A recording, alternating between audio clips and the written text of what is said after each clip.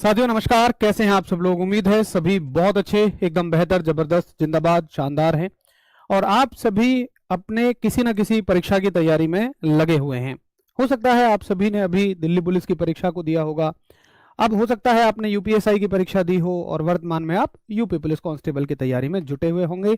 साथ ही आप SSC GD की परीक्षा का भी इंतजार कर रहे होंगे। और दोस्तों इसी बीच ना एक बहुत बड़ी खबर, जी हाँ, और ये वाकई में बहुत अच्छी खबर भी है जो आपके लिए निकल कर आ रही है। हो सकता है कि आपने कहीं इस अखबार की कटिंग को देख लिया हो, नहीं देखा है तो मैं बता देता हूं। भाई 55,000 भर्तियों की सौगात पैरामिलिट्री फोर्सेज में जल्द ही मिलने वाली है।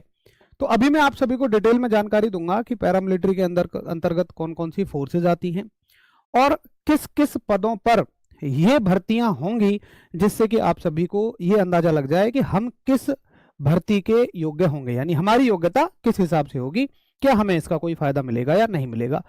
तो देखिए मैं आपको बता दूं कि ये पैरामिलिट्रीज के लिए है। वैसे तो पैरामिलिट्रीज में आपकी 7 फोर्सेज आती हैं, जिनमें है आपकी नेशनल सिक्योरिटी गार्ड एनएसजी है, उसके बाद बीएसएफ है, आईटीबीपी भी है, एसएसबी है, असम राइफल्स है, सीआईएसएफ है और सीआरपीएफ है। जो भी सातों फोर्सेज यहाँ पे लिखी हुई हैं ये सभी पैरामिलिट्रीज में आती हैं, यानी अर्धसैनिक बलों की कैटेगरी में आती हैं, जिनके पास अलग अलग जिम्मेदारियां हैं। जैसे नेशनल सिक्योरिटी गार्ड जो भी हमारे देश में उच्च स्तर के लोगों को सिक्योरिटी देने का काम करती है। बाकी बीएसएफ आपका बॉर्डर की प्रोटेक्शन फोर्स है जो आपका बांग्लादेश और पाकिस्तान के बॉर्डर को प्रोटेक्शन देती है। ऐसे ही आपका Indo Tibet border police force भी आपका तिब्बत के बॉर्डर पे चाइना से प्रोटेक्शन के लिए रहती है। बाकी आपका एसएसबी है, सशस्त्र सीमा बल।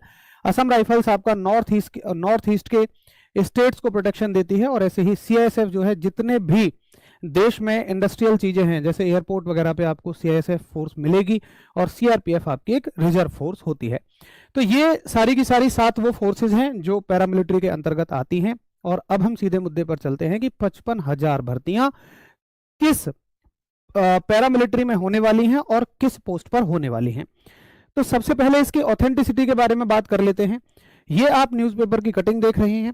न्यूज़पेपर को जानकारी कहां से मिलती है? तो हर एक डिफेंस सेगमेंट की अपनी एक मीडिया होती है, उसी मीडिया सेल से जानकारी पब्लिश होती है और ये जानकारी लोगों को अवेयर करने के लिए ही पब्लिश होती है।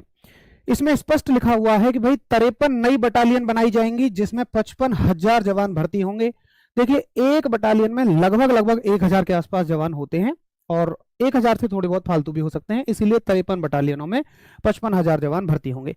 यहाँ पे स्पष्ट लिखा हुआ है, विभाग संबंधित गृह कार्य संबंधी संसदीय स्थायी समिति के अध्यक्ष डॉक्टर राधा मोहन दास अग्रवाल द्वारा राज्यसभा में पेश की गई 257वीं रिपोर्ट में कहा गया कि केंद्रीय बलों में 53 नई बटालियनों का प्रपोजल गृह मंत्रालय को भेजा गया है, जिसमें देखिए सीआरपीएफ में 20 अतिरिक्त बटालियन सृजित करने का प्रस्ताव विचाराधीन है। इस प्रस्ताव को मंजूरी मिलते ही सीआरपीएफ में करीब 22,000 जवानों की भर्ती होगी। तो सीआरपीएफ में 20 बटालियन होंगी और करीब 22,000 जवान अकेले सीआरपीएफ में भर्ती किए जाएंगे। उसके बाद बीएसएफ में 2 अतिरिक्त सेक्टर बनेंगे और 16 बटालियन बनेंगी। तो बीएसएफ में 16 बटालियन बनेंगी। उसके बाद एसएसबी में यानी सशस्त्र सीमा बल में 12 बटालियन बनेंगी और असम राइफल्स में 5 बटालियंस बनेंगी। तो आप लगभग ये मान लीजिए कि जैसे 20 बटालियनों में लगभग 22,000 जवानों की भर्ती होगी। ऐसे ही 16 बटालियनों में लगभग 16,000, 12 में लगभग 13,000 और 5 बटालियनों में लगभग 5,000। तो इस तरह से कुल 53 बटालियनों में नए 55,000 जवानों की भर्ती होगी। देखिए सीआरपीएफ में अकेले 20 बटालियन और लगभग 20,000 जवान भर्ती किए जाएंगे।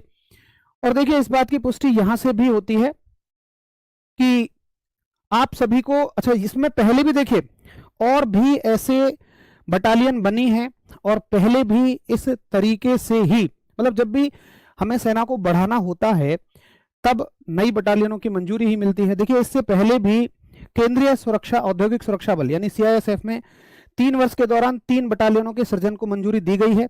ये बटालियन अब स्थापित हो भी चुकी हैं, तो सीआईएसएफ में ऑलरेडी बटालियन स्थापित हो चुकी हैं। उसके अलावा देखिए आईटीबीपी में भी 7 बटालियन स्थापित हो चुकी हैं। तो आईटीबीपी और सीआईएसएफ में ये पहले ही हो चुकी हैं, बाकी इन सभी में ये होगा। और एनएसजी में नहीं है क्योंकि एनएसजी इस तरह की कोई बटालियन एग्जीक्यूट नहीं कर रहे हैं, वो नेशनल सिक्योरिटी गार्ड का हिस्सा है। अच्छा अब देखिए सवाल ये आता है कि ये जो 55,000 जवानों की भर्ती होगी ये किस पोस्ट के लिए होगी। खैर देखिए, इसमें तो कोई दो राय नहीं है कि इसमें सबसे ज्यादा जो भर्ती होगी वो कांस्टेबल जीडी के पदों पर होगी, और इसकी परीक्षा जो कराई जाती है वो एसएससी जीडी एग्जाम के थ्रू कराई जाती है। तो एसएससी जीडी में वैकेंसीज बढ़ जाएंगी।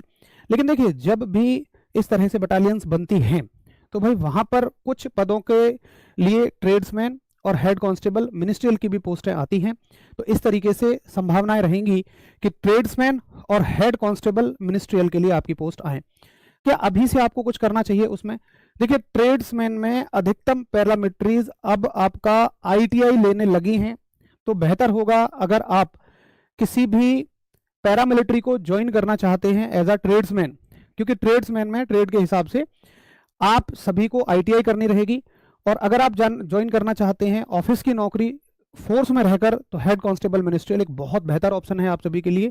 उसके लिए आप सभी की टाइपिंग स्पीड बहुत अच्छी होनी चाहिए, तो अपना टाइपिंग वगैरह पे आप काम करना शुरू कर सकते हैं अगर आप पहले से कुछ ऐसी तैयारी करना चाहते हैं।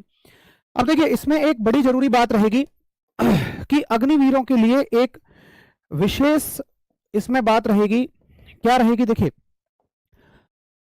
अभी आपने कुछ दिन पहले एक न्यूज अगर सुनी हो, उसके लिए मैंने वीडियो भी बनाई थी कि अब बीएसएफ में जो 50% पद हैं, यानी 50% पोस्ट अग्निवीरों के लिए रिजर्व रहेंगी।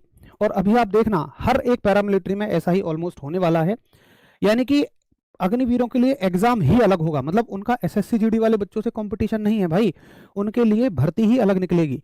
पहले अग्निवीरों के लिए निकलेगी, फिर जनरल एसएससी जीडी की भर्ती निकलेगी, तो उनका अपने आप में ही कंपटीशन रहेगा। ये बड़ी अच्छी बात रहेगी। तो अग्निवीरों को इन बढ़ी हुई 55,000 भर्तियों पर बहुत बड़ा बेनिफिट मिलने वाला है, क्योंकि उन सभी के लिए हर एक ट्रेड में, अभी तो ये बीएसएफ के लिए प्रपोजल पास हुआ है, जहां तक देखा जाएगा तो सभी में इसको वरीयता दी जाएगी, क्योंकि वो जवान ऑलरेडी ट्रेंड है, नौकरी करके आ चुका है।